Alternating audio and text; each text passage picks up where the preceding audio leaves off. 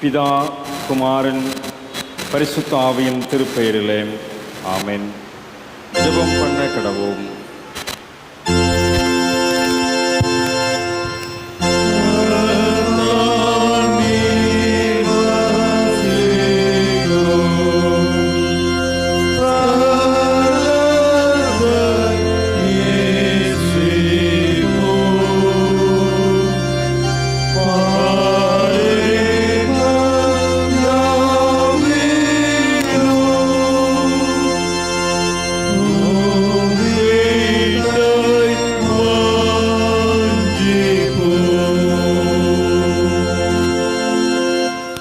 கிருபையும் இரக்கம் நிறைந்த நல்ல ஆண்டவரே, சிலுவையின் வழியாய் மனுக்குலத்தை மீட்டெடுத்த உம்முடைய அன்பையும் உம்முடைய ஆற்றலையும் புரிந்து கொண்டவர்களாய் இந்த தபசு நாட்களிலே முதல் வெள்ளிக்கிழமை மாலையிலே திருவிருந்து வழிபாட்டிலே பங்கு பெறும்படியாய் திருச்சபை மக்களாய் ஒன்றிணைந்திருக்கின்றோம்.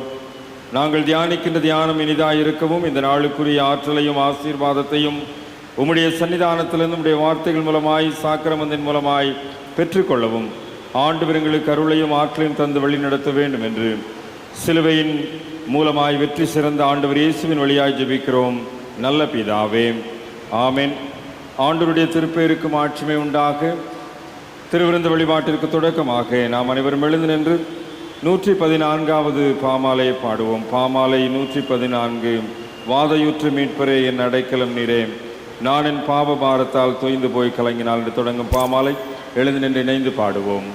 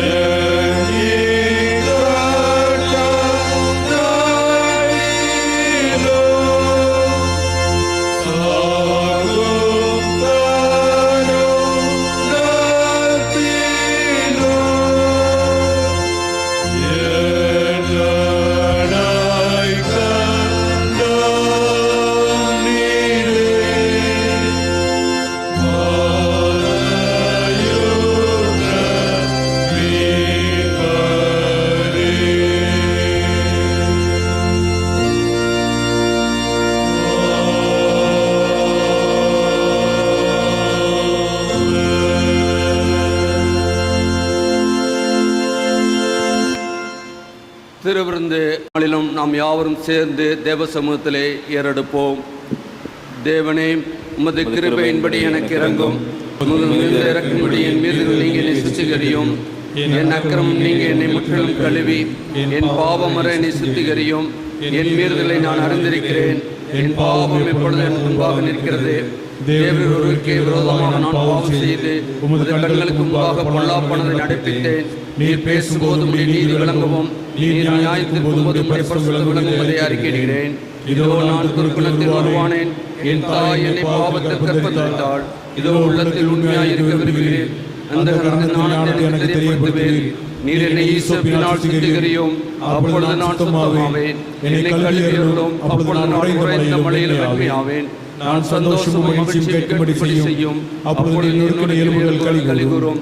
என் பாவங்களை பாராதபடிக்கு நீர் உமது முகத்தை மறைத்து என் அக்கிரமங்களை எல்லாம் நீக்கியருளும். தேவனே, சுத்தத்தை சிருஷ்டியும். நிலவரமான ஆவியை என் உள்ளத்திலே புதுப்பியும். முழு சமூகத்தை விட்டு என்னை தள்ளாமலும் முது பரிசுத்தாவியை தேர்ந்தெடுத்துக் கொள்ளாமலும் சந்தோஷத்தை திரும்பவும் எனக்கு தந்து உற்சாகமான ஆவியை தாங்கும்படி செய்யும். அப்பொழுது பாதங்களுக்கு வழியை உபதேசிப்பேன். பாவிகள் மனம் திரும்புவார்கள். தேவனே, தேவனே, இரத்த பலிகளுக்கு என்னை நீங்களாக்கிவிடும். அப்பொழுது என் நாவும் உம்முடைய நீதியை கம்பீரமாய் பாடும். ஆண்டவரே, எங்களை திறந்திருந்துள்ளோம். அப்பொழுது என் வாயுடைய புகழை அறிவிக்கும். பலியை நீர் விரும்புகிறதில்லை, விரும்பினால் செலுத்துவேன். தகன பலி உமக்கு பிரியமானதல்ல. தேவனுக்கு பலிகள் ஆவிதான். தேவனை உன்னதமான இதயத்தை நீர் புறப்படுவீர். சீயோனுக்கு உமது பிரியத்தின்படி நன்மை செய்யும். எருசலேமின் மதிலை கட்டுவீராக. அப்பொழுது தகன பலியும் சர்வாங்க தகன பலியும் ஆகிய நீதியின் பலிகளில் பிரியப்படுவீர். அப்பொழுது உமது பலியின் மேல் காலைகளை பலியிடுவார்கள். இந்த நாளுக்குரிய திருமறை பாடம் படிக்க கேட்போம். வாசிக்கும்படியாக தெரிந்து கொள்ளப்பட்ட வேத பகுதி அது சங்கீதங்களின் புஸ்தகம் 34ஆம் சங்கீதம் திருவசனங்கள் 5 தொடங்கி 10 முடிய.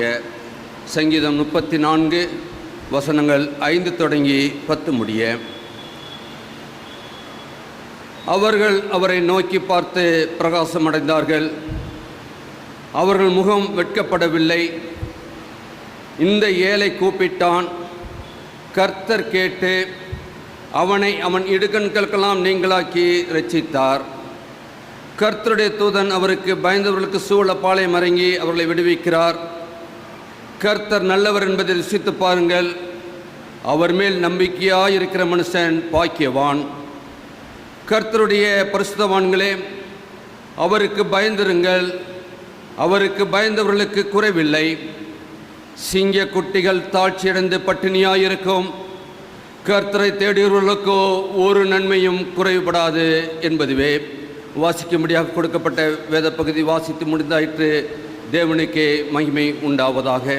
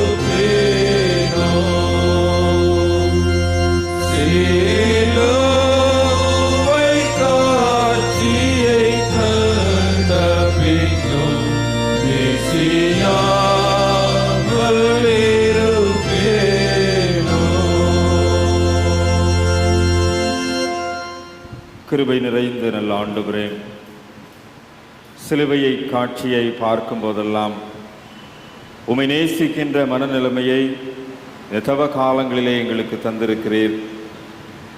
அந்த மனநிலைமையோடு கூட இன்றைக்கும் இந்த முதல் வெள்ளிக்கிழமை மாலையில் ஆண்டவருடைய திருமணத்திலே திருச்சபை மக்களாய் ஒன்றிணைந்து உம்மை நோக்கி பார்க்கிறோம். நோக்கி பார்த்தவர்கள் எல்லாரும் பிரகாசம் அடைந்திருக்கிறார்கள். இன்றைக்கும் நாங்களும் பிரகாசம் அடையத்தக்கதாக ஆண்டவருடைய திருவசன வெளிச்சத்தை எங்களுக்கு தந்தருளும்படியாய் செபிக்கிறோம். பேசுகின்ற அடிமையை மறைத்து ஆவியானவர் வெளிப்படுவீராக. என்னுடைய வார்த்தைகள் ஆண்டவருடைய ஆற்றலை எங்களுடைய சரீரத்திலும் ஆத்மாவிலும் தரும்படியாய் எங்களை தாழ்த்தி அர்ப்பணிக்கின்றோம். இயேசு கிறிஸ்துவின் நிமித்தமே தாழ்மையோடு ஜெபிக்கிறோம் நல்ல பிதாவே, ஆமென். கிறிஸ்துவுக்குள் அன்பார்ந்த இறை மக்களே, மீட்பரும் ஆண்டவருமாகிய இயேசு கிறிஸ்துவினுடைய ஈடு இணையற்ற திருப்பெயரிலே இந்த தபசு நாட்களின் முதல் வெள்ளிக்கிழமை மாலையில் உங்களை சந்திப்பதிலே, அருளுரையின் வாயிலாக உங்களோடு தொடர்பு கொள்வதிலே மகிழ்ச்சி அடைகின்றேன்.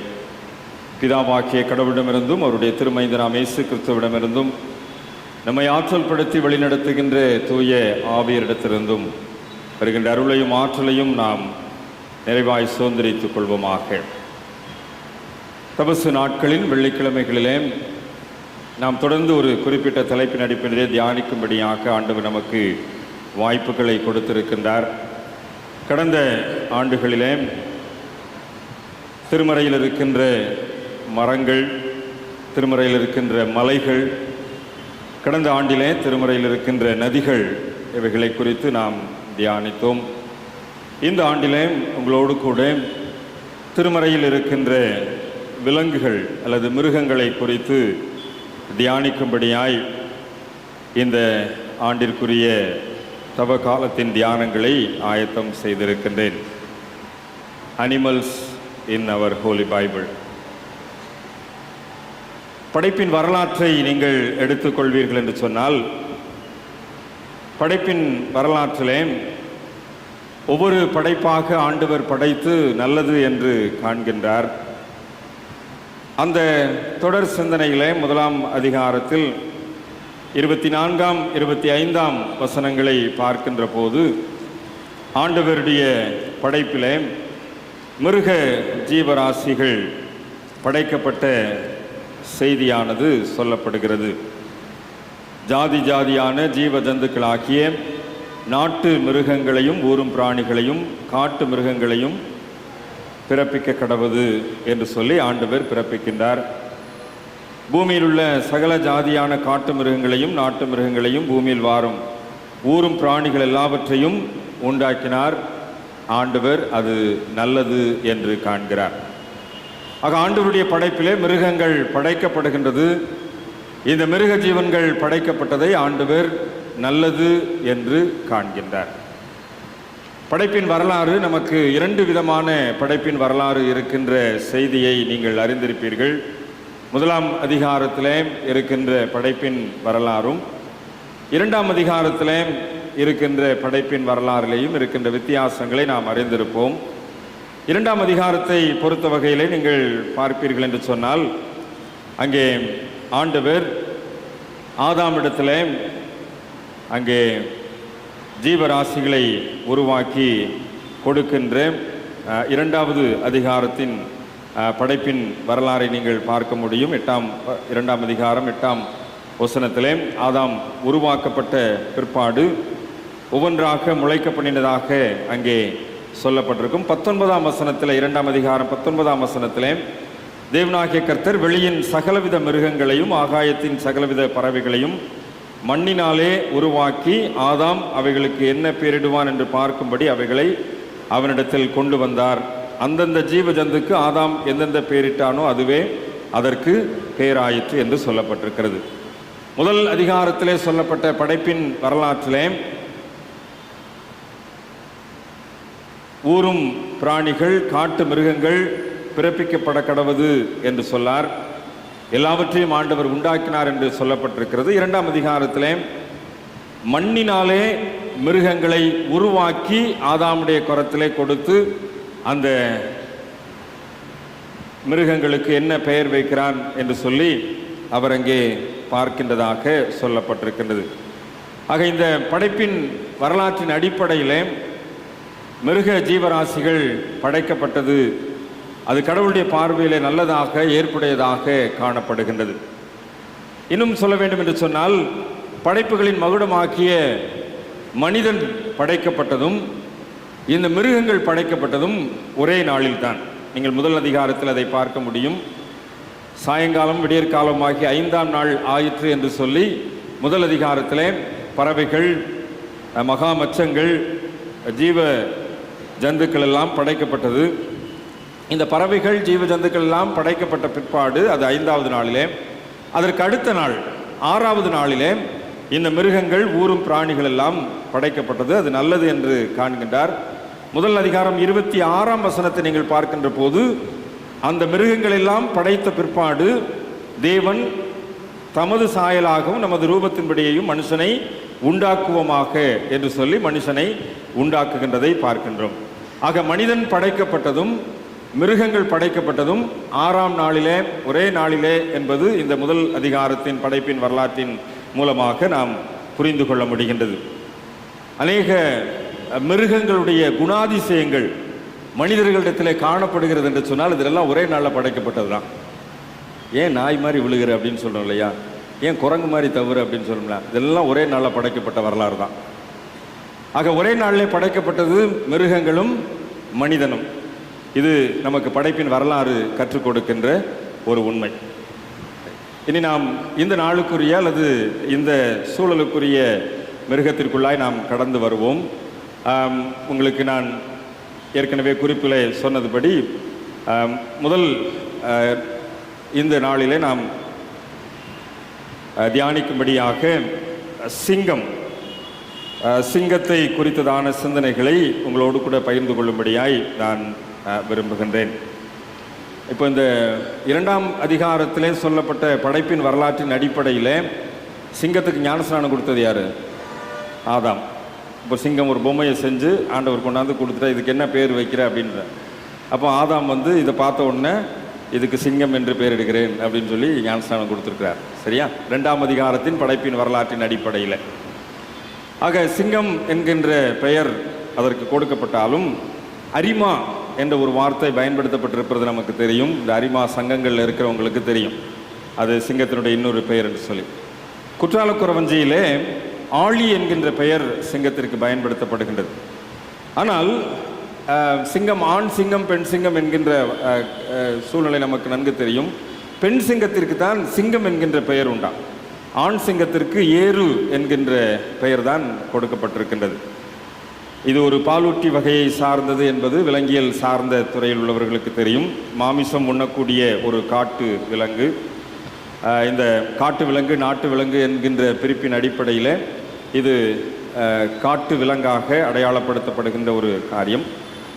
இது கூட்டமாக வாழ்கின்ற இயல்புடையது. சிங்களாக தான் வருன்ற கதைக்கெல்லாம் இங்கே இடமே கிடையாது. சிங்கம் வந்து கூட்டமாகத்தான் வாழும். அதாவது இந்த கூட்டம் என்னன்னு சொன்னால் 2 பெண் சிங்கங்கள், அப்புறம் அதோட 2 மடங்கிலே ஆண் சிங்கங்கள், அதனுடைய குட்டிகள், இது ஒரு ஃபேமிலியாக தான் இந்த சிங்கங்கள் வந்து இருக்கும். இந்த சிங்கங்கள் இதோடைய எல்லை எது அப்படின்னா 8 கிலோமீட்டர் வரைக்கும். 8 கிலோமீட்டர் வரைக்கும் என்ன அப்படின்னா, இந்த ஆண் சிங்கம் கர்ஜிக்கின்ற துணி 8 கிலோமீட்டர் தூரம் வரைக்கும் கேட்குமா. 110 டெசிபல் வரைக்கும் அந்த சிங்கத்தோட கர்ஜனை இருக்குமா.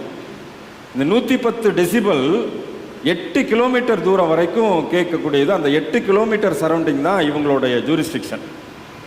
இந்த 8 கிலோமீட்டருக்கு அப்புறம் இன்னொரு சிங்கத்தோட ஜூரிஸ்டிக்ஷன் இருக்கும். ஒருவேளை இந்த 8 கிலோமீட்டருக்கு உள்ள வேற ஒரு சிங்கம் வந்துருச்சுன்னா இந்த சிங்கங்களுக்கு இடையே சண்டை வரும். அதில் எது ஜெயிக்குதோ அதுதான் அந்த ஜூரிஸ்டிக்ஷனை வந்து தக்க வைத்து கொள்ளும். இது சிங்கங்களுடைய அந்த கூட்டத்திற்குள்ளாக இருக்கின்ற ஒரு காரியம்.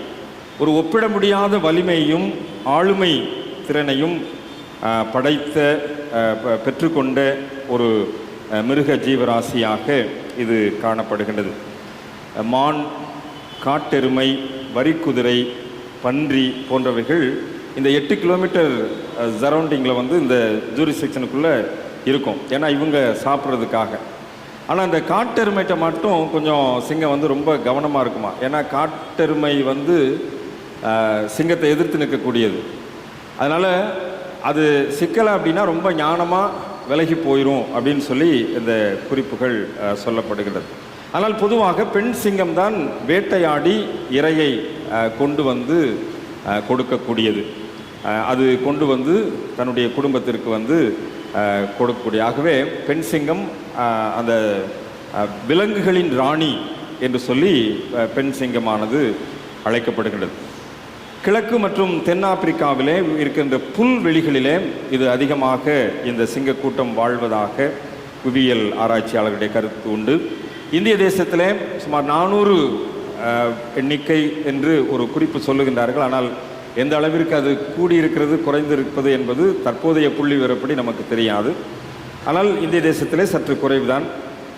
இந்த சிங்கக்கூட்டம் பாலஸ்தீன தேசத்திலே சற்று அதிகமாக வாழ்ந்திருக்கிறது. எண்ணிக்கையில் அதிகமாக வாழ்ந்ததாக வரலாற்று குறிப்புகள் உண்டு.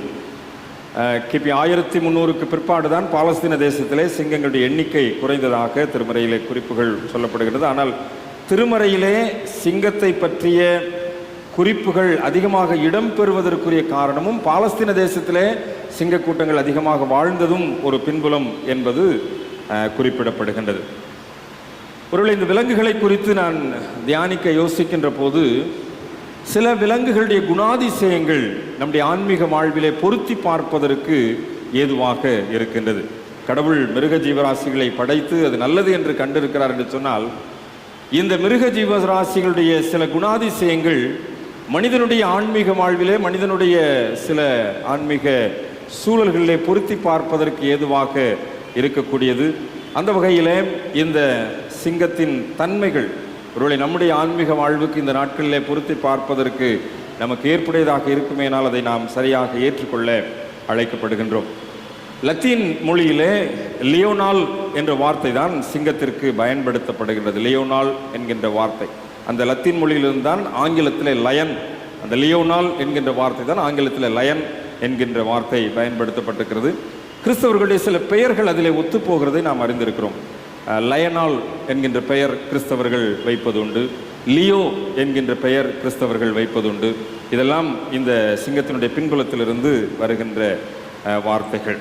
பலம் வாய்ந்த ஒரு ஆற்றல் நிறைந்த ஆளுமை தன்மை நிறைந்த ஒரு சூழ்நிலை. நியாயாதிபதிகள் 14ஆம் அதிகாரம் 18ஆம் வசனத்தில் இந்த ஆளுமை திறமையை குறித்து சொல்லப்பட்டிருக்கின்றதை நாம் பார்த்து புரிந்து கொள்ள முடியும்.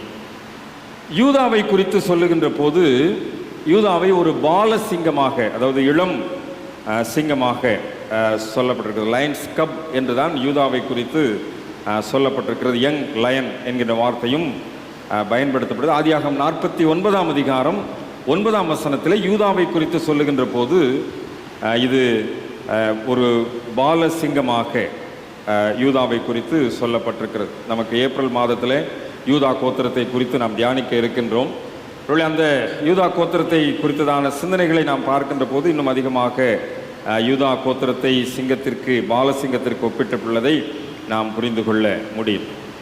22ஆம் சங்கீதம் 13ஆம் வசனத்தின் அடிப்படையிலே பீறி கெர்ச்சிக்கின்ற சிங்கமாக, அதாவது ஒரு தைரியம் நிறைந்த குணாதிசயம், அதே நேரத்திலே எச்சரிக்கை உணர்வு நிறைந்த ஒரு குணாதிசயம் இந்த சிங்கத்திற்கு உண்டு. நான் ஏற்கனவே சொன்னேன், காட்டெருமை இடத்திலே சிங்கம் கவனமாக இருக்கும். ஏனால் காட்டெருமை கொடூரமானது, அதனிடத்தில் மாத்திரம் சிங்கம் மிகவும் கவனமாக இருக்கக்கூடியது என்று சொல்லி. பீறி கிர்ச்சிக்கின்ற நிலைப்பாடுகள் இருந்தாலும் தைரியம் எச்சரிக்கை உணர்வோடு கூட விலங்குகளை அதிகமாக அது சந்திக்கக்கூடியது. இந்த சிங்கத்தின் கர்ஜனை நான் ஏற்கனவே சொன்னேன், 110 டெசிபல் வரைக்கும் இருக்கும் என்று சொல்லி. அந்த சிங்கத்தின் கர்ஜனையிலே அது கர்ஜிக்கின்ற போது இந்த சின்ன சின்ன புதரிலே மறைந்து இருக்கின்ற சின்ன சின்ன விலங்குகள் அங்குமிங்கும் ஓடி கடைசியில் சிங்கத்திலே போய் மாட்டிக்கிறோமா. அப்படி தான் அது சிங்கத்திற்கு இரையாகக்கூடியதாக இருக்கிறது. சின்ன முயல், இந்த நரி, குளிமுசல் இவங்கெல்லாம் வந்து இந்த கர்ஜிக்கிற சத்தத்தில் பயந்து போய் புதருக்குள்ளேருந்து வெளியில் வந்து அங்குமிங்குமாக ஓடி கடைசியில் சிங்கத்திலே போய் அந்த அவங்களோட ஜூரிஸ்டிக்ஷனுக்குள்ளே இருக்கின்ற இடத்துல போய் மாட்டிக்கொள்ளும் என்று சொல்லி சொல்லப்படுகின்றது. பெண் சிங்கத்தை குறித்து நாம் ஏற்கனவே சொன்னோம். பெண் சிங்கமானது அந்த இறை தேடி கொண்டு வருகின்ற ஒரு ஆற்றல் படைத்தது என்று சொல்லி, இந்த பெண் சிங்கம் குட்டி போடுகின்ற போது என்ன செய்யுமா, ரொம்ப ஒதுக்குப்புறமாக அவங்க கூட்டத்தை விட்டு தள்ளி ஒதுக்குப்புறமாக போயிடுமா. போய் புதருக்குள்ளே ரொம்ப மறைவாக ஏதாவது ஒரு இடத்துல இருந்து தான் அந்த குட்டிகளை அது போடுமா. அந்த நேரத்தில் ரொம்ப ஆக்ரோஷமாக இருக்குமா. ஏன்னா ஆக்ரோஷமாக இருக்கிறதுக்கு ஒரு காரணம் வந்து அது பட்டினியாக இருந்து தான் அந்த பிரசவத்தை வந்து வெளிப்படுத்துமா. பிரசவத்தில் குட்டிகளை வந்து வெளிப்படுத்துமா. இந்த குட்டிகளை போட்டதுக்கு பிற்பாடு யாருக்குமே தெரியாமல் அதை அந்த புதருக்குள்ளேயே மறைச்சு வச்சிருந்துட்டு இது இந்த பெண் சிங்கம் போய் வேட்டையாடி மாமிசத்தை இந்த குட்டிகளுக்கு கொண்டு வந்து கொடுக்குமா. பொதுவாக மற்ற நாட்களிலே வேட்டையாடி அங்கேயே சாப்பிடுகின்ற சிங்கங்கள் இந்த குட்டி போட்டிருக்கின்ற நேரத்தில் வேட்டையாடி கொண்டு வந்து இந்த குட்டிகளுக்கு முதலாவது கொடுக்குமா. அது எத்தனை குட்டி போட்டிருந்தாலும் சரி, அந்த குட்டிகள் சாப்பிடுவதை பார்த்து கொண்டே இருக்கும். அது சாப்பிட்டு திருப்தியானதுக்கு பிற்பாடு தான் இந்த தாய் சிங்கம், அந்த பெண் சிங்கம் வந்து அந்த மீதம் இருக்கிற மாம்சத்தை தான் சாப்பிடுமா. ஆற்காடு லூத்தரன் திருச்சபையிலே இந்த ஒரு வழக்கம் இன்றைக்கும் நடைமுறையில் இருக்கின்றது. திருவிருந்து பகிர்ந்து கொள்ளப்படுகின்ற போது அந்த செலிப்ரண்ட் திருவிருந்தை ஆசீர்வதிக்கின்ற பிரதான ஆசாரியர் எல்லாரும் சபை மக்கள்லாம் திருவிருந்தில் பங்கு பெற்ற பிற்பாடு கடைசியாக தான் திருவிருந்து எடுத்துக்கொள்வார். இப்போ நம்ம வந்து நான் வந்து அப்பம் பிட்ட உடனேயே முதல்லையே நான் வந்து கம்யூனியன் நானாக எடுத்துக்கிறேன். ஆனால் ஆற்காடு லூத்தரன் திருச்சபையிலே அந்த வழக்கம் இன்றைக்கு நடைமுறையில் இருக்கின்றது. அந்த செலிப்ரண்ட் கடைசியாக எல்லா மக்களும் சாப்பிட்டு திருப்தி அடைந்து விட்டார்கள் என்றதுக்கு பிற்பாடு தான் கடைசியாக தான் அவர் திருவிருந்திலே பங்கு பெறுவார். ஒருவேளை இதுவும் இந்த சிங்கத்தின் பின்புலத்திலிருந்து வந்த ஒரு செய்தியாக இருக்கலாம். அந்த அடிப்படையிலே இந்த குட்டிகளுக்கு கொடுத்து விட்டு ஒருவேளை குட்டி எல்லாத்தையுமே சாப்பிட்டு முடிச்சிருச்சு அப்படின்னாலுமே இந்த சிங்கம் என்ன செய்யுமா, இந்த தாய் சிங்கம் பட்டினியாக தான் இருக்குமா. சில நேரத்தில் இறையே கிடைக்காம இருந்தாலும் பட்டினியாக இருக்கும். இந்த குட்டிகளை போடுற நேரத்துலையும் பட்டினியாக இருக்கும். குட்டிகள் எல்லாம் இது கொண்டு வந்த எல்லா மாம்சத்தையும் சாப்பிட்டு முடிச்சிட்டாலும் இதுக்கு ஒன்றுமே இல்லை அப்படின்னாலும் பட்டினியாக இருக்கும். அதனால தான் சங்கீதக்காரன் சொன்ன வசனத்தை நாம் இன்றைக்கு வாசித்தோம். சிங்கக்குட்டிகள் தாழ்ச்சி அடைந்து பட்டினியாக இருக்கும். ஏன்னா பட்டினியாக இருக்கின்ற அனுபவம் அதற்கு உண்டு. அந்த பட்டினியாக இருக்கின்ற சூழ்நிலைகள் ஏற்படும். ஆனால் கர்த்தரை தேடுகிறவர்களுக்கோ ஒரு நன்மையும் குறைவுபடாது என்கின்ற வார்த்தை இந்த பின்புலத்திலிருந்து தான் சங்கீதக்காரன் அதை பதிவு செய்கின்றார். ஆக இந்த தாய் சிங்கம் அல்லது பெண் சிங்கம் அப்படி பட்டினியாக இருக்கக்கூடிய அனுபவங்களை பல நாட்களிலே சந்திக்கக்கூடாது. ஆனால் கர்த்தரை தேடுகின்றவர்களுக்கு ஒரு நன்மையும் குறைவுபடாமல் ஆண்டவர் வழி நடத்துகின்றார். என்னால் இவ்வளவு ஆற்றல் மிக்க அந்த மிருகமே பட்டினியாய் இருக்கிறது. ஆனால் ஆண்டவரை தேடுகின்றவர்களுக்கு ஒரு நாளும் ஆண்டவர் பட்டினியாய் விடுவதில்லை என்கின்ற ஒரு புரிந்து கொள்ளுதல் இந்த சங்கீத வசனத்தின் மூலமாய் வெளிப்படுத்துகின்றது. திருமறையிலே சிங்கம் வீரமிக்கதாக, அழிவை ஏற்படுத்தக்கூடிய சக்தி நிறைந்ததாக, மந்தைகளுக்கு பேர் ஆபத்தை உருவாக்கக்கூடியதாக காட்டப்படுகிறது. ஆமோஸ் தீர்க்கதரிசியின் புத்தகம் 3ஆம் அதிகாரம் 12ஆம் வசனத்தில் இதை புரிந்து கொள்ள முடியும். வீரமிக்க, அழிவை ஏற்படுத்தக்கூடிய சக்தியாக, இன்னும் மந்தைகளுக்கு ஆபத்தை விளைவிக்கக்கூடியதாக அது இருக்கின்றதையும் நாம் பார்க்க முடிகின்றது. மெசியாவினுடைய சூழலுக்கு தாவீதினுடைய மரபில் வந்தவர் என்கின்ற கூற்று உண்டு. அந்த சூழலுக்கு சிங்கம் ஒப்பிடப்படுகின்ற ஒரு பின்புலமும் திருமறையிலே காட்டப்படுகின்றது. மேற்காசிய நாடுகளிலே சிங்கம் சமயத்தின் அடையாளமாக சில இடங்களிலே பயன்படுத்தப்பட்டிருக்கின்றது. எகிப்து தேசத்திலே சில தேவதைகள் பெண் சிங்கத்தினுடைய வடிவில் தங்களை வெளிப்படுத்தினதாகவும் காட்டப்பட்டிருக்கின்றது. மெசபத்தோமியா பகுதியிலே சிங்கம் ஒரு குறிப்பிட்ட கடவுளுக்கு அடையாளமாக பயன்படுத்தப்பட்டிருக்கின்றது. மேற்காசிய நாடுகளிலே தேவதைகளுக்கு சமயத்தின் அடையாளமாக பயன்படுத்தப்பட்டது. மெசொப்பொத்தேமியாவிலே ஒரு குறிப்பிட்ட கடவுளுக்கு அடையாளமாக இது பயன்படுத்தப்பட்டிருக்கிறது. ஆனால் பிற்காலத்திலே சிங்கத்தின் ஆற்றல் தீய ஆவிகளின் ஆற்றலுக்கு ஒப்பாக இல்லை என்று கருதுகின்ற போது சிங்கங்களுக்கு இறக்கைகள் கொடுக்கப்பட்டு அது தெய்வத்தன்மைக்கு ஒப்பிடப்படுகின்ற ஒரு சூழ்நிலையை உருவாக்கிவிட்டார்கள். அதாவது சிங்கத்தோட ஆற்றல் அவ்வளவு ஆற்றல் நிற்குது, ஆனால் தீய சக்திகளை ஒப்பிட்டு பார்க்கின்ற போது அவ்வளவு தூரம் அதுக்கு ஆற்றல் இல்லை அப்படின்ன உடனே சிங்கங்களுக்கு இறக்கையை ஒப்பிட்டு அதுக்கு தெய்வத்தன்மையை கொடுக்கக்கூடிய ஒரு புரிந்து கொள்ளுதல் அந்த பகுதியிலே ஏற்பட்டிருக்கிறது. பிற்காலத்தில் அசிரியாவிலே சிங்கத்தை அரச விலங்காக கருதி அரசருக்குரிய நிலைமையை சிங்கத்திற்கு அளிக்க தொடங்கிவிட்டார்கள். இது அசிரியாவிலே நடந்தது. பாலஸ்தீன கலையிலேயும் சிங்கத்தினுடைய உருவம் இடம் பெற்றிருக்கின்றதையும் நாம் புரிந்து கொள்ள முடியும். ஒருவேளை எபிரேயர்களுடைய வருகைக்கு முன் இது நடந்திருந்தாலும் 1955ஆம் ஆண்டிலே கசோர் என்கின்ற இடத்தில் நடந்த ஒரு புதைப்பொருள் ஆராய்ச்சியின் போது 13ஆம் நூற்றாண்டிலே இருந்த கானானிய பீடத்திலிருந்து கிடைத்த சில புதைப்பொருள்கள் அங்கே காண கிடைத்திருக்கின்றது.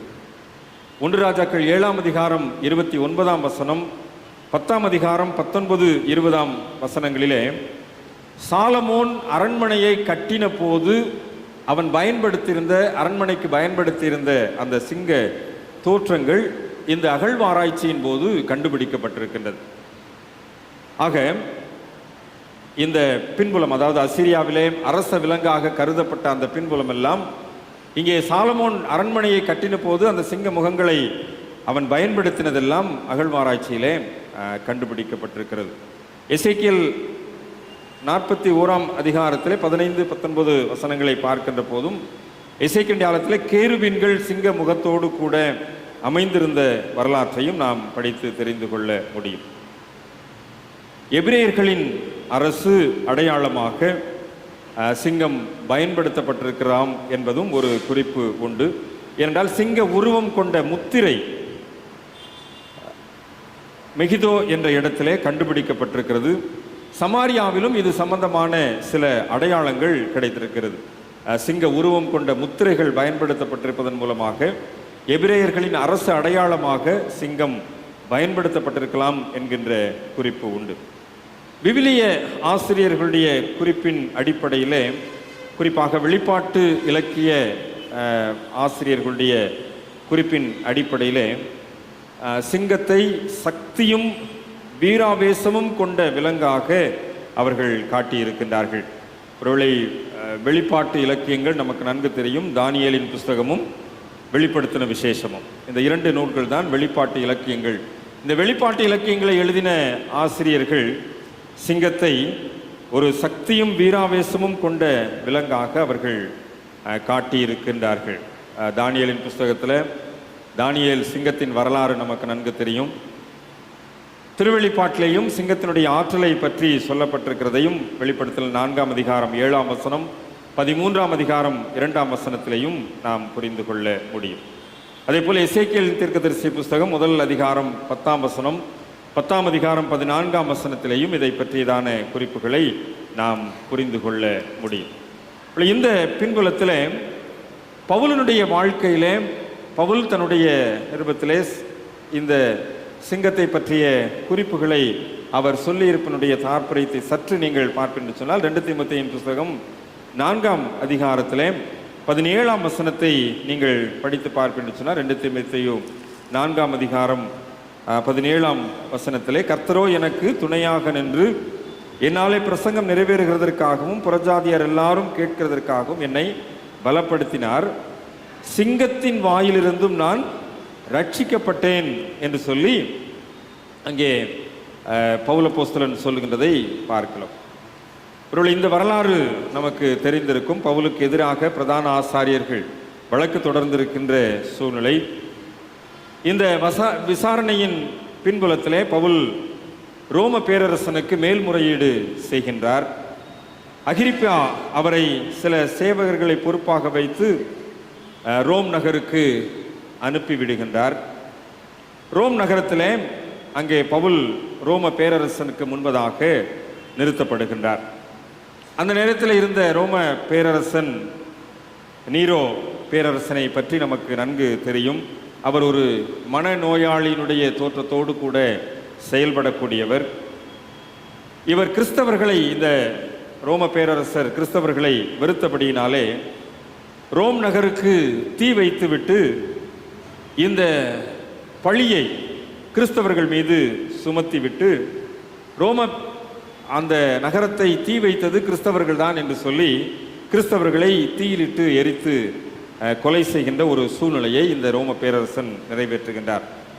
ஆனால் இந்த பின்புலத்திலே பவுல் ரோம அங்கீகாரம் பெற்றவனாய் அங்கே இருந்தபடினாலே அவனை அங்கே சிங்கத்திற்கு இரையாக அல்லது அந்த தீக்கு இரையாக போடாமல் அவனை கடைசியிலே அவனை காப்பாற்றுகின்றார்கள். அந்த பின்புலத்தில் தான் பவுல் அப்போஸ்தலன் இந்த வார்த்தையை வெளிப்படுத்துகின்றார்.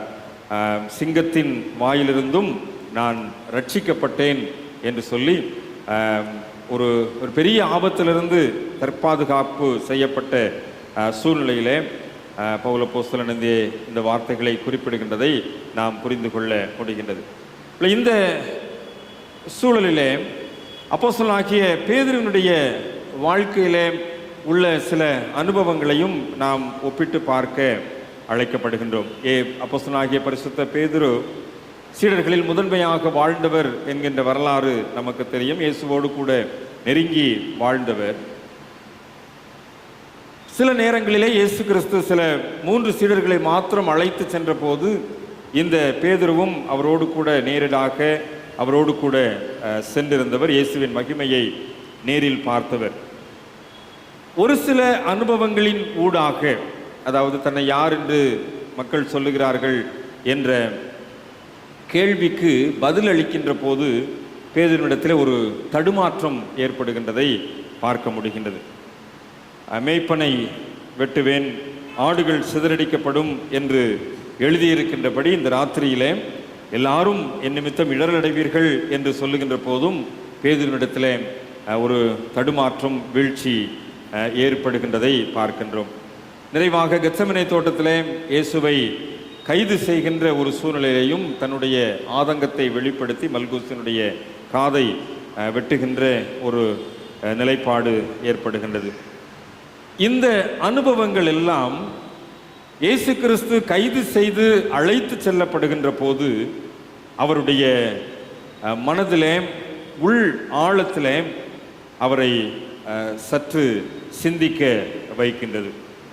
இன்னும் இயேசுவை தெரியாது என்று மறுதலித்த போதும் கூட, இயேசுவை யாரென்று தெரியாது என்று சபித்து சத்தியம் பண்ண தொடங்கின போதும் கூட அவரிடத்தில் ஏற்பட்ட மாற்றங்கள். நான் சொன்ன இந்த சின்ன சின்ன அனுபவங்கள் எல்லாம், அதாவது இயேசுவோடு வாழ்ந்தவர், இயேசுவோடு கூட பல இடங்களிலே அற்புதங்களை ருசி பார்த்தவர்.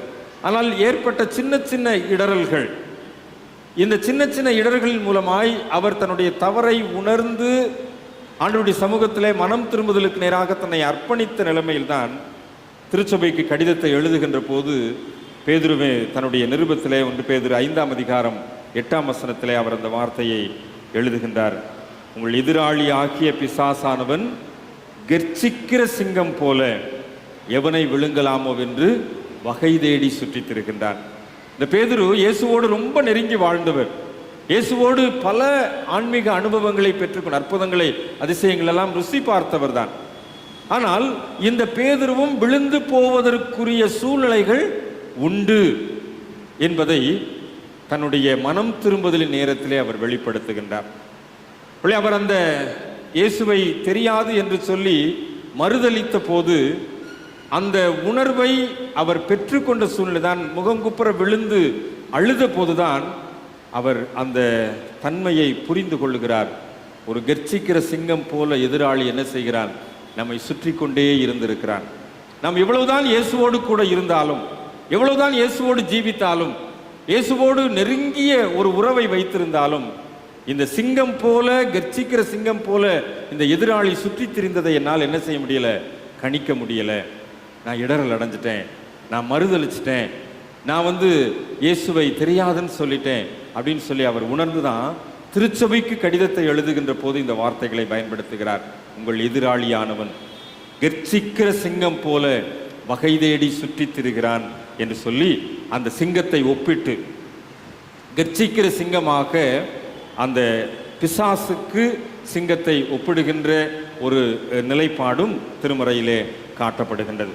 அன்பானவர்களே, இந்த தவ காலத்திலே சிங்கத்தை குறித்து தியானிக்கின்ற நாம், சிங்கத்தினுடைய பல வலிமைகளை குறித்து யோசிக்கின்ற நாம், இந்த பேதுருவுக்கே இப்படிப்பட்ட ஒரு நிலைமை ஏற்பட்டது உண்மை என்று சொன்னால் நாம் எல்லாம் மிக சாதாரணம். நம்மெல்லாம் இன்னும் சாதாரணமாக விழுந்து விடுவோம். அவ்வளவு தூரம் பேதுருவும் இயேசுவும் நெருங்கி இருந்தார்கள். சில இடங்களிலே பேதுருவை மாத்திரம் தனித்து அழைத்து சென்றிருக்கின்றார். அந்த 3 பேர் மாத்திரம் தனித்து சென்றிருக்கின்றார்கள்.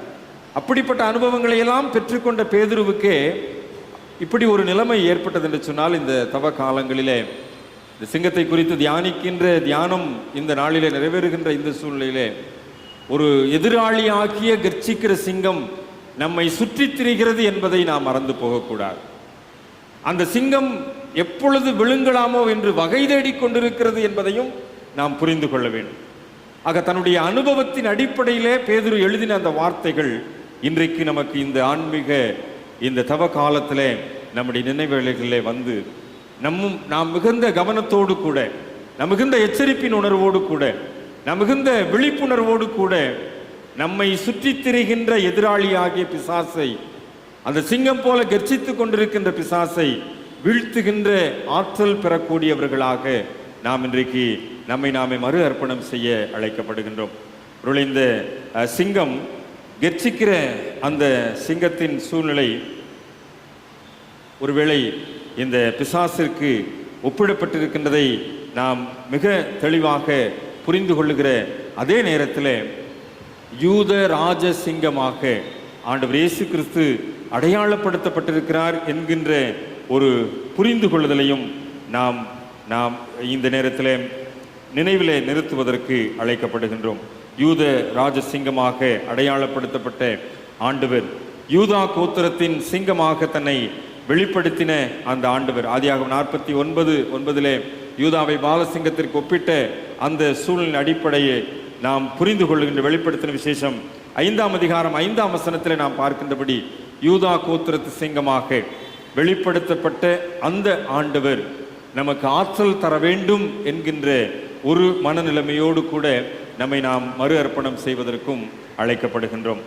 அந்த பின்புலத்தில் தான் இந்த கர்ச்சிக்கிற சிங்கமாகிய பிசாசு நம்மை வீழ்த்த நினைத்தாலும் யூத ராஜசிங்கமாக ஆண்டவர் இயேசு கிறிஸ்து நம்மோடு கூட இருக்கிறார் என்பதை புரிந்து கொள்ளுகின்ற காலமாக இந்த தவ காலத்தை நாம் அமைத்துக் கொள்வோம் என்று சொன்னால் நிச்சயமாக அது நமக்கு மிகுந்த பிரயோஜனமான ஒரு காலமாக இருக்கும். நிறைவாக ஓசியாவின் புஸ்தகத்திலே சிங்கத்திற்கு ஒப்புமையாக சொல்லப்பட்ட காரியத்தை நான் சொல்லி முடிக்கின்றேன். ஓசியா 13ஆம் அதிகாரத்திலே 8ஆம் வசனத்தை நீங்கள் பார்ப்பீர்கள் சொன்னால், ஓசியா 13ஆம் அதிகாரத்தின் 8ஆம் வசனத்திலே சொல்லப்பட்டிருக்கிறது, சிங்கம் பட்சிக்கிறது போல பட்சித்து போடுவேன், காட்டு மிருகங்கள் அவர்களை பீறி போடும் என்று சொல்லி. 4ஆம் வசனத்திலே சொல்லப்பட்டிருக்கின்றது, எகிப்து தேசத்திலிருந்து அழைத்து வந்த முதல் உன் தேவனாகிய கர்த்தராயிருக்கிறேன், ஆகையால் நீ என்னையன்றி வேறே தேவனை அறிய வேண்டாம், என்னையன்றி இரட்சகர் ஒருவரும் இல்லை என்று சொல்லி அங்கே சிங்கம் பட்சிக்கிறது போல நான் உன்னை பட்சித்து போடுவேன் என்று சொல்லி அங்கே கடவுள் சொல்லுகின்றதை பார்க்கின்றோம். ஓசியா என்றால் மீட்பு என்று அர்த்தம். இந்த தவக்காலம் நமக்கு மீட்பின் காலமாக இருக்க வேண்டும் என்பது ஆண்டவர் நம்மிடத்தில் எதிர்பார்க்கின்ற ஒரு காரியம். அதனால்தான் இந்த கடைசி அதிகாரத்தை ஓசியா தீர்க்கதரிசி சொல்லி முடிக்கின்ற போது ஓசியா 14ஆம் அதிகாரத்திலே முதல் வசனத்திலே சொல்லப்பட்டிருக்கிறது, இஸ்ரவேலே உன் தேவனாகிய கர்த்தரிடத்தில் நீ திரும்பு, நீ அக்கிரமத்திலே விழுந்து போனாய். இந்த உலகம் அக்கிரமத்திலே கிடக்கின்றபடியினாலே அக்கிரமத்திலே விழுந்து போகின்ற ஒரு சூழ்நிலை இருக்கின்றது.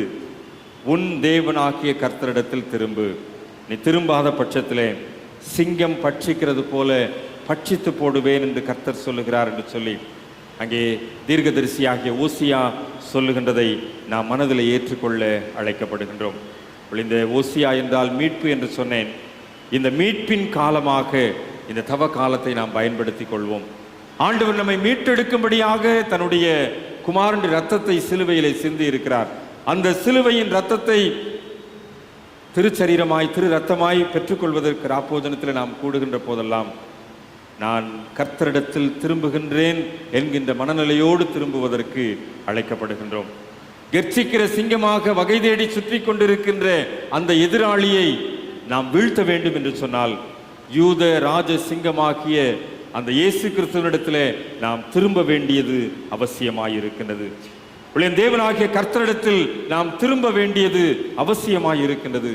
எழுந்து காலத்தின் இந்த முதல் வெள்ளிக்கிழமை மாலையிலே ஆண்டவருடைய சன்னிதானத்தில் வந்திருக்கின்ற நாம் ஆண்டவரிடத்திலே திரும்புகின்ற மக்களாக, ஆண்டவரை நோக்கி திரும்பி வந்து நம்மை நாமே அர்ப்பணிக்கின்ற மக்களாக இருக்க வேண்டும். அப்படி இல்லை என்று சொன்னால் பட்சித்து போடுகின்ற ஒரு சூழ்நிலை நமக்கு முன்பாக இருக்கிறது என்பதையும் நாம் மனதிலே வைத்து கொண்டவர்களாய் ஆண்டவரை நோக்கி நான் திரும்பி வந்திருக்கிறேன். 2025ஆம் ஆண்டின் தவ காலம் ஆண்டவரை நோக்கி எனக்கு திரும்பி வந்திருக்கின்ற ஒரு காலமாக இருக்கட்டும். ஆண்டவரிடத்திலே நான் திரும்பி வந்திருக்கிறேன் என்று சொல்லி ஆண்டவருடைய சமூகத்தில் இன்றைக்கு பலிபிடத்தில் முழங்கால் படியிடுகின்ற போது, ஆண்டவரே நான் உன்னிடத்தில் வந்திருக்கிறேன், ஆண்டவரே உம்முடைய சமூகத்தில் நான் வந்திருக்கிறேன், என்னுடைய அக்கிரமத்தின் பிணையாள்களை விட்டுவிட்டு, என்னுடைய அக்கிரம கொடுமைகளின் சூழ்நிலைகளை விட்டுவிட்டு, ஒருவேளை ஆண்டவரே நான் உம்முடைய சமூகத்திலே வந்திருக்கிறேன் என்று சொல்லி ஆண்டவருடைய சமூகத்திலே நம்மை அர்ப்பணித்து அவருடைய சரீரத்தையும் இரத்தத்தையும் நாம் பெற்றுக்கொள்வோம் என்று சொன்னால் அந்த யூத ராஜ சிங்கமாகிய ஆண்டவர் எதிராளியாய் சுற்றி திரிகின்ற கெர்ச்சிக்கிற சிங்கமாகிய பிசாசானவனுக்கு நம்மை விலக்கி பாதுகாத்து சமாதானமாய் சந்தோஷமாய் ஆசீர்வாதமாய் வாழ்வதற்குரிய சூழ்நிலைகளை உருவாக்கி கொடுப்பார். பேதுருடைய வாழ்வை சற்றே நாம் நினைவு கூர்ந்து பார்ப்போம். அவ்வளவு தூரம் இயேசுவோடு நெருங்கியிருந்த பேதுருவுக்கே அந்த நிலைப்பாடு ஏற்பட்டது உண்மை என்று சொன்னால், சாதாரண மனிதர்களாகிய நமக்கு மிகவும் எளிதாக பிசாசானவன் நம்மை வீழ்த்தி விடுவான் என்பதை உணர்ந்தவர்களாய், கர்த்தரிடத்தில் திரும்புகின்ற அழைப்பை பெற்றுக்கொண்டவர்களாய் ஆண்டவருடைய சமூகத்திலே திரும்பி வருவோம். இந்த சிங்கம் நமக்கு கற்றுக் கொடுக்கின்ற உண்மை, ஆண்டவரிடத்திலே திரும்பி வர வேண்டும். இல்லை என்றால் பட்சித்து போடுகின்ற ஒரு சூழ்நிலை உண்டு. ஆண்டவரிடத்திலே திரும்பி வர வேண்டும். அந்த சிங்கத்தினுடைய ஆளுமை, அந்த சிங்கத்தினுடைய அதிகாரம் இந்த யூத ராஜ சிங்கமாக்கிய ஆண்டவரிடத்திலே மாத்திரமே இருக்கின்றது. அதை புரிந்து கொண்டவர்களாய் ஆண்டவரிடத்திலே மாத்திரம் திரும்பி வந்து நம்மை மறு அர்ப்பணம் செய்வோம். இன்றைக்கு நாம் பெற்றுக்கொள்ளுகின்ற ஆண்டவருடைய சரீரம் இரத்தமும் நம்மை புது வாழ்வுக்கு நேராக வழிநடத்த ஆண்டவர் தாமே நம்மை பலப்படுத்தி வழி நடத்துவாராக. ஆமென். தலைகளை தாழ்த்தி ஜெபம் செய்வோம். மகா பரிசுத்தமும் கிருபையும் அன்பு நிறைந்த நல்ல ஆண்டவரே, பல நேரங்களிலே நாங்கள் எதிராளியான கர்ச்சிக்கிற சிங்கத்திற்கு எங்களை இரையாக்கி விடுகின்றோம். பல நேரத்திலே அப்படி நாங்கள் வீழ்ந்து விடுவதனாலே நாங்கள் உம்மிடத்தில் திரும்ப முடியாத சூழ்நிலை ஏற்படுகின்றது. பேதுருவுக்கு ஏற்பட்ட நிலைமையை நாங்கள் புரிந்து கொண்டோம். நாங்கள் மிகவும் சாதாரணமானவர்கள். நாங்கள் எளிதாக விழுந்து விடக்கூடிய நிலைப்பாடுகள் உண்டு சுவாமி. அப்படி விழுந்து விடாதபடி ஓசியா தீர்க்கதரிசி சொன்னதைப் போல ஆண்டவரே நாங்கள் உம்மிடத்தில் திரும்பி வருகிறோம். ஆண்டவரே உம்மிடத்தில் வந்து நிற்கிறோம் சுவாமி. இன்றைக்கு பலிபீடத்தில் வந்து முழங்கால் படியிடுகின்ற போது நான் ஆண்டவரிடத்தில் வந்திருக்கிறேன் என்கின்ற உணர்வோடு கூட உம்முடைய சரீரத்தையும் இரத்தத்தையும் பெற்றுக்கொள்வதற்கு எங்களுக்கு பலன் தார். நாங்கள் பெற்றுக்கொள்ளுகின்ற அந்த சாக்கிரம் வந்து யூத ராஜ சிங்கமாக்கிய ஆண்டவருடைய ஆற்றலை சுதந்திரித்துக் கொண்டவர்களாய் இந்த உலகத்திற்குள் தைரியமாய் சிங்கத்தை போல அந்த ஒரு ஆளுமை தன்மையோடு கூட புறப்பட்டு செல்ல ஆண்டவர் எங்களுக்கு அருள் தாரும் வழி நடத்தும். மீட்பர் இயேசுவின் மூலம் ஜெபிக்கிறோம். ஜெபம் கேளும் நல்ல பிதாவே. ஆமேன். ஆமேன். செய்வோம். மகா பரிசுத்தமும் கிருபையுமுள்ள கர்த்தாவே, நீர் கிருபையாய் கொடுத்த அந்த தவச காலத்துக்காக நன்றியோடு மித்திருக்கிறப்பா ஸ்தோத்திரிக்கிறோம். இந்த தவ காலத்தின் முதலாம் வெள்ளியிலே உம்முடைய திரு சமூகத்திலே வந்து உம்மை நோக்கி பார்க்கவும், கர்த்தாவே உம்முடைய வார்த்தையை கேட்கவும், உம்முடைய திருவிருந்திலே நாங்கள் பங்கு கொள்ளவும் நீர் பாராட்டின கிருபையிலே நன்றியோடு துதிக்கிறப்பா ஸ்தோத்திரிக்கிறோம். இதனால் கேட்ட வார்த்தையின்படி கர்த்தாவே, இதோ பிசாசாவண்ணவன் கர்ச்சிக்கிற சிங்கம் போல் எவனை விழுங்கலாமோ என்று கர்த்தாவே சுற்றித் திரிகின்ற இந்த வேளையிலே கர்த்தாவே நாங்கள் உம்முடைய பிள்ளைகளாய் உம்முடைய சிலுவை நிலையிலே வந்து தஞ்சம் புக நீர் கிருபையுமாய் ஜெபிக்கிறோப்பா. எங்களுடைய எல்லா காரியங்களையும் அறிந்திருக்கிற தேவன் தாமே கர்த்தாவே, எல்லாவற்றிலிருந்து கர்த்தாவே இந்த நாட்டில் நாங்கள் மனம் திரும்பத்தக்கதான ஒரு நாட்களாக நீர் மாற்றி கொடுக்கணுமா ஜெபிக்கிறோப்பா. ஆம் கர்த்தாவே, நீர் எல்லா காரியங்களையும் அறிந்திருக்கிற தேவன். எங்களுடைய உள்ளத்தின் வாஞ்சைகள், ஏக்கங்கள் எல்லாவற்றையும் அறிந்திருக்கிற தேவன் தாமே. நாளில் வந்திருக்கிற ஒவ்வொருவரையும் உம்முடைய சர்வ வல்லமுள்ள கரத்தை நீட்டி நீர் தொட்டு ஆசீர்வதிக்க வேண்டுமா ஜெபிக்கிறோப்பா. உம்முடைய சிலுவை நிழலிலே வந்த ஒருவரும் ஒருபோதும் வெட்கப்பட்டு போவதில்லை என்ற வார்த்தையின்படி கர்த்தாவே, இதோ நாங்கள் கர்த்தாவே உம்முடைய சிலுவை நிழலில் நாங்கள் எப்பொழுதும் தஞ்சம் அடைந்தவர்களாய் கர்த்தாவே, நீர் கொடுக்கின்ற அந்த ரட்சிப்பை, மீட்பை கர்த்தாவே நாங்கள் பெற்றுக்கொண்டவர்களாய் கர்த்தாவே, எங்களுடைய வாழ்க்கையை ஒரு விசை ஆராய்ந்து பார்த்து கர்த்தாவே, எங்களுடைய பொல்லாத வழிகளை விட்டு இந்த நாட்களில் கர்த்தாவே திரும்ப நீர் எங்களை கிருபையுமா ஜெபிக்கிறோப்பா. ஒருவேளை கர்த்தாவே, இந்த நாட்கள் கர்த்தாவே நீர் எங்களை கிருபையாய் கொடுத்திருக்கின்ற காலம் என்பதை உணர்ந்து பார்த்து கர்த்தாவே, உமக்கு ஏற்ற வாழ்க்கை வாழ வந்திருக்கிற நாங்கள் ஒவ்வொருவரும் உடைய திரு சமூகத்தில் எங்களை அர்ப்பணிக்கின்றோம், பொறுப்படுத்திக் கொள்ளும். இதனாலும் கர்த்தாவே, விசேஷமாய் கர்த்தாவே, எங்களுடைய அன்பு பிள்ளைகள் கர்த்தாவே, இதோ 12th 11th எழுதுகின்ற சூழ்நிலையில் கர்த்தாவே, பிள்ளைகளுக்கு வேண்டிய எல்லா விதமான ஆற்றலை நீர் பரத்திலிருந்து கொடுக்க வேண்டுமா ஜெபிக்கிறோப்பா.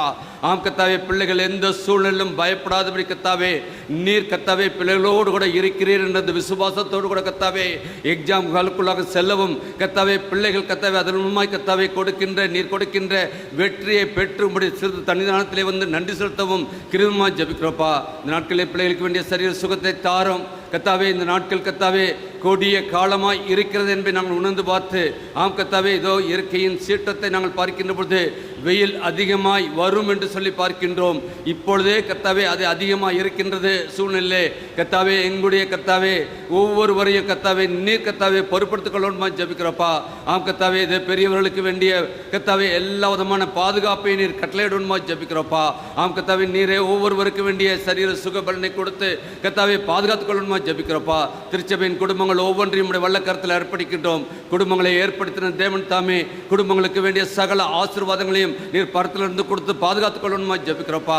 வாலிப பிராயத்தில் பிள்ளைகள் உண்மை நேசிக்கவும் உண்மை கர்த்தாவே அறிந்து கொள்ளவும் உம்மோடு கர்த்தாவே இந்த நாட்களிலே கர்த்தாவே விசேஷமாய் எங்களுடைய பிள்ளைகள் கர்த்தாவே இது 46 பிள்ளைகள் கர்த்தாவே உம்முடைய திருப்பந்திலே சேரத்தக்கதான கிருபை கொடுத்திருக்கிறீர். இந்த ஆண்டிலே பிள்ளைகள் கர்த்தாவே இந்த தபசு நாட்களிலே திருவிருந்திலே பங்கு கொள்கிற பொழுது கர்த்தாவே உம்முடைய பரிசுத்தம் உள்ள ரத்தம் பிள்ளைகளை கர்த்தாவே பாதுகாக்க வேண்டுமா ஜெபிக்கிறோம்ப்பா. அப்படியா கர்த்தாவே, சிறு பிள்ளைகளை நேசிக்கின்ற கர்த்தர் சிறு பிள்ளைகளுக்கு வேண்டிய பாதுகாப்பை நீர் கட்டளையிடும். இந்த நாட்களிலே கர்த்தாவே இதோ எந்த விதமான கர்த்தாவே இதுவும் வராதபடி கர்த்தாவே வியாதி போன்ற எல்லா இக்கட்டிலிருந்து கர்த்தாவே பிள்ளைகளை நீர் பாதுகாத்துக் கொள்ளணுமா ஜெபிக்கிறப்பா. திருச்சபையில் நடைபெறுகின்ற ஊழியங்களை உம்முடைய கருத்தில் ஏற்படுகின்றோம். ஊழியம் உம்முடைய ஆண்டவரே, உம்முடைய ஊழியத்தில் கர்த்தாவே எங்களை கர்த்தாவே வந்திருக்கிற நாங்கள் ஒவ்வொருவரும் கர்த்தாவே எங்களை அர்ப்பணிக்கவும் கர்த்தாவே வரக்கூடிய நாட்களிலே கர்த்தாவே நீர் கர்த்தாவே மகிமைப்பட பெயர கிருபைக்காக நன்றெடுத்து ஸ்தோத்திரிக்கிறோம். சிலுவையின் கர்த்தாவே காட்சியை கண்டவர்களாய் நாங்கள் இந்த நாட்களிலே கடந்து செல்லத்தக்கதாய் நீர் எங்களுக்கு மீட்பர் இயேசுவின் ஜெபிக்கிறோம் ஜீவன நல்ல பிதாவே, ஆமேன். எல்லாபத்திற்கும் மேலான தேவ சமாதானம் உங்களோடு இருந்து தேவனையும் அவருடைய குமாரனாகிய நம்முடைய ஆண்டவர் இயேசு கிறிஸ்துவை பெற்ற அருள் நிலைத்திருக்கும்படி உங்கள் இருதயத்தையும் சிந்தையும் காக்க கடவது பிதா குமாரன் பரிசுத்த ஆவியுமாகிய திரியேகருடைய ஆசீர்வாதம் எப்பொழுதும் உங்களோடு இருந்த இன்றைக்கும் உங்களில் நிலைத்திருக்க கடவது.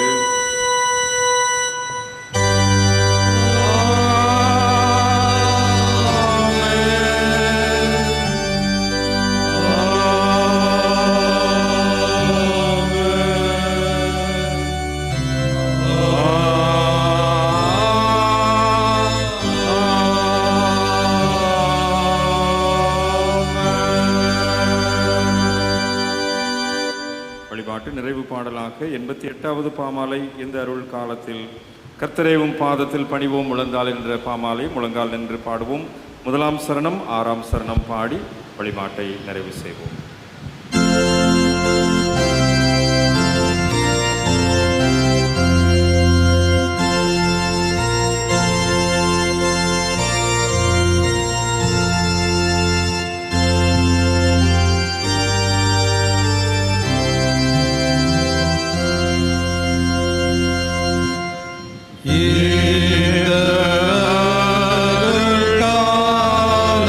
காலத்தில்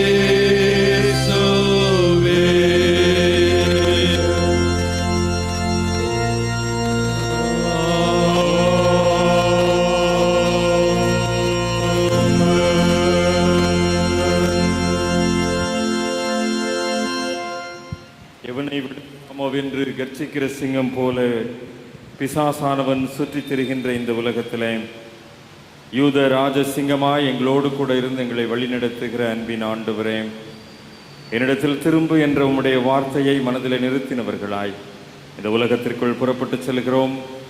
ஆண்டவரிடத்தில் திரும்பி வந்திருக்கிறோம் என்கின்ற மனநிலைமையில் எங்கள் இழந்து காலத்தின் ஒவ்வொரு நாளிலேயும் உடைய ஆசீர்வாதத்தை பெற்றுக்கொள்ள அருள் தாரும். ஆண்டவர் இயேசுவின் வழியாய் அர்ப்பணிப்போடு ஜெபிக்கிறோம் நல்ல பிதாவே, ஆமென். என் ஆத்துமாவே கர்த்தரை ஸ்தோத்திரி, என் முழு உள்ளமேடி பரிசுத்த நாமத்தை ஸ்தோத்திரி. என் ஆத்துமாவே கர்த்தரை ஸ்தோத்திரி, அவர் செய்த சகல உபகாரங்களையும் மறவாதே. ஆமென். கர்த்தர் உங்களோடு இருப்பாராக, அவரும் தாவிடம் இருப்பாராக. தேவ சமாதானத்தோடே சென்று வாருங்கள். கர்த்தருடைய நாமத்தினாலே ஆமென். ஆமென். ஆமென்.